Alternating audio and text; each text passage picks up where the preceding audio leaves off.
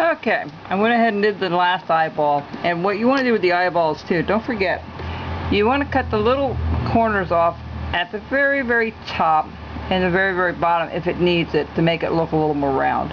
Otherwise it'll look like a weird eye if you don't do it that way.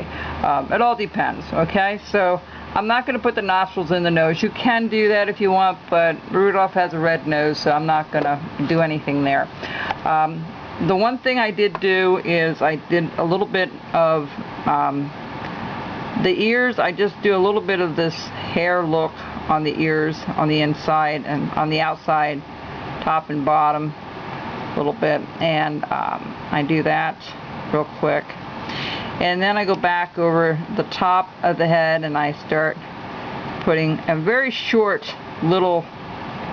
Now you don't have to do this. I do it because I think it looks a little nicer to do it, but the face, the actual face, if I can find this one, it actually, you know, radiates out from here. It goes out this way, this way, this way, this way. So when I do this, I kind of do the top first near the eyes. I just do a quick, and I start slanting it sideways this way, okay, and then up through the middle a little bit, and you know, I'll do this half of the face and I'll do the other half while I'm offline. And when we look at it again, it will be painted, and I'll share with you how I do that. It's not real difficult. I have time here. Maybe I'll finish this right here. Notice I'm taking little strokes here.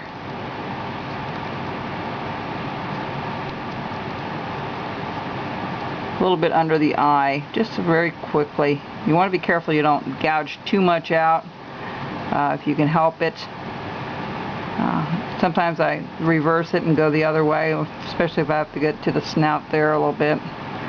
Snout, whatever you call it. Okay, so that's kind of the face is done. If it's not, you go over it a little bit again.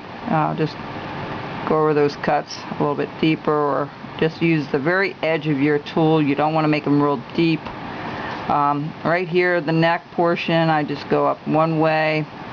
I do underneath the, or very quickly I go underneath, and I turn it around and I go the other way, and I kind of blend it together a little bit.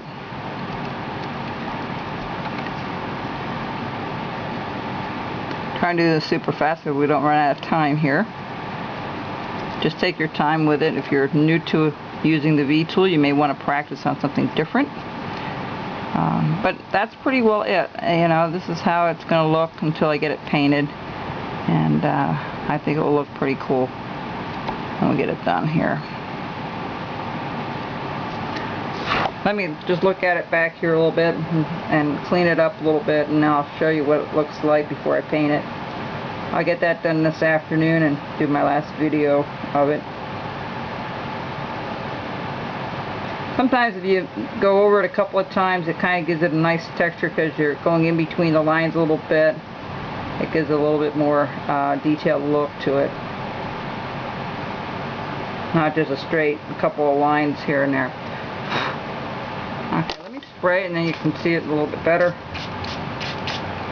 Alright, there we go. That's our little Rudolph. So when I come back, I'll explain how I painted it, and we'll go over how I antiqued it, and we'll take it from there, show you what colors I used and all that, and we'll be back.